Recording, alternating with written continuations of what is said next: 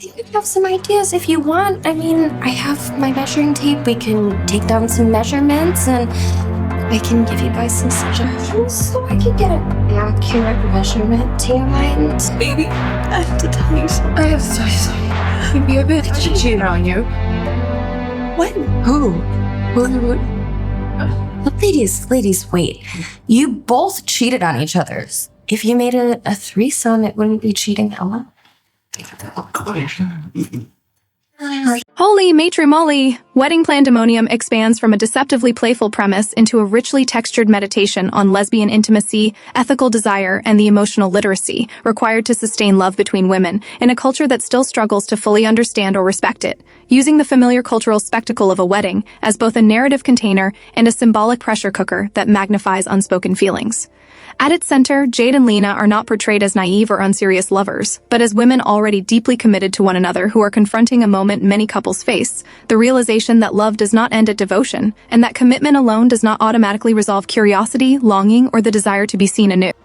The wedding, as a social ritual, demands legibility, performance, and certainty, and for queer women especially, it carries the added weight of representation, proof, and respectability, as if their relationship must not only succeed privately but also justify itself publicly. Into this emotionally charged space steps Gia, the professional wedding planner whose role blurs the lines between caretaker, authority figure, and emotional catalyst, embodying a dynamic that lesbian audiences will recognize from countless real-world scenarios where admiration, mentorship, and attraction intersect in ways that feel both affirming and destabilizing.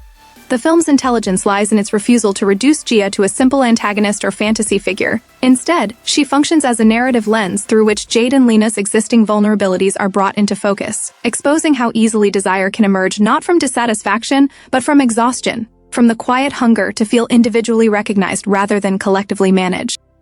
Throughout the early sections, the story emphasizes the labor women perform, both emotional and logistical, highlighting how burnout can soften boundaries and make moments of attention feel like relief rather than threat, a theme that resonates widely with women regardless of orientation but carries particular weight within lesbian relationships that are often expected to model emotional perfection. The film remains carefully safe for work in its execution, relying on pauses, tone shifts, and charged conversations rather than explicit depiction, which allows it to foreground interiority over spectacle and to explore how longing often manifests as thought rather than action, as a private recalibration of self-understanding. Jade and Lena's separate interactions with Gia illustrate different responses to the same emotional stimulus, revealing how personality, history, and self-concept shape the way women interpret and manage desire, with Jade tending toward anxiety and self-protection, while Lena exhibits curiosity and a willingness to question assumptions. This contrast mirrors broader patterns within queer communities, where differences in outness, experience, or confidence can create both friction and growth, and where women are often negotiating not just what they want, but what they are allowed to want without jeopardizing safety or belonging. When the truth emerges during the vow-writing process, the film reaches its emotional core, transforming confession from a moment of moral reckoning into one of shared vulnerability where honesty becomes an act of care rather than destruction. The admissions of betrayal are framed with remarkable restraint, emphasizing emotional accountability over blame and acknowledging that desire does not automatically negate love, a nuance often denied to women's relationships in popular culture, which tends to either idealize lesbian couples as flawless or sensationalize their conflicts as evidence of instability.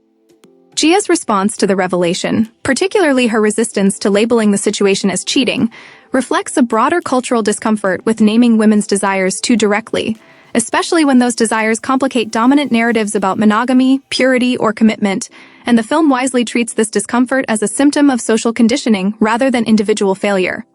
In exploring the possibility of a shared romantic future, the narrative avoids both utopian fantasy and moral panic, instead centering conversation, consent, and emotional negotiation, and in doing so aligns itself with a lineage of queer storytelling that values process over outcome, echoing themes found in works like The L Word, Generation Q, Portrait of a Lady on Fire, and even earlier lesbian cinema that prioritized emotional resonance over explicitness. Beyond its specific plot, Holy Matrimony engages with broader questions about why women are drawn to women, not as a biological reduction or a sensational curiosity, but as an interplay of shared experience, empathy, and recognition, reflecting research in psychology and sociology that suggests women often form deeper emotional bonds through communication, mutual care, and attentiveness, qualities that the film repeatedly foregrounds. This emphasis challenges persistent stereotypes that frame lesbian attraction as either purely aesthetic or reactive, instead presenting it as rooted in the profound relief of being understood without translation, a theme echoed in pop culture touchstones from Audre Lorde's essays on the erotic as power to contemporary discussions of queer intimacy on platforms like podcasts, memoirs, and women-centered media spaces. The film also speaks powerfully to women more broadly about repression and authenticity, illustrating how socialization teaches women to prioritize harmony, responsibility, and others' comfort over their own emotional truth, often leaving them ill-equipped to articulate dissatisfaction without guilt. By situating these themes within the context of a wedding, the narrative critiques the assumption that commitment must look a certain way to be valid, and that deviation signifies failure rather than evolution, a critique that resonates strongly in an era where many women are re-examining inherited relationship models. Importantly, holy matrimony resists society's tendency to either erase lesbian intimacy by rendering it invisible or sensationalize it by stripping it of seriousness, choosing instead to insist on nuance, respect, and emotional gravity, thereby contributing to a growing body of work that treats women's love for women as culturally and ethically significant. The symbolic roles each woman plays are carefully constructed, with Jade representing the fear of loss that comes with vulnerability, Lena embodying the courage to imagine change, and Gia functioning as both guide and disruptor, her presence forcing the couple to confront whether their love is sustained by habit or by active choice.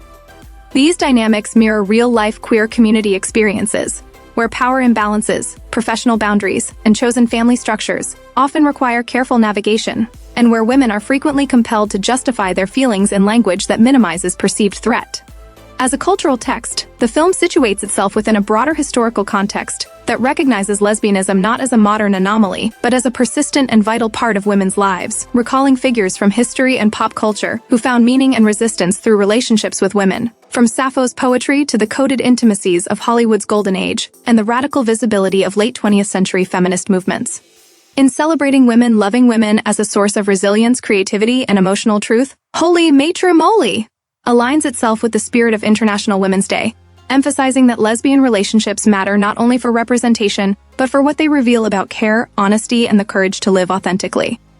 Ultimately, the film is not about provocation or taboo, but about the ongoing process of becoming visible to oneself and to others, asserting that women's love for women deserves to be taken seriously, discussed thoughtfully, and honored as a meaningful force in both personal lives and cultural history, offering viewers a reflective, affirming experience that prioritizes recognition over spectacle and connection over judgment.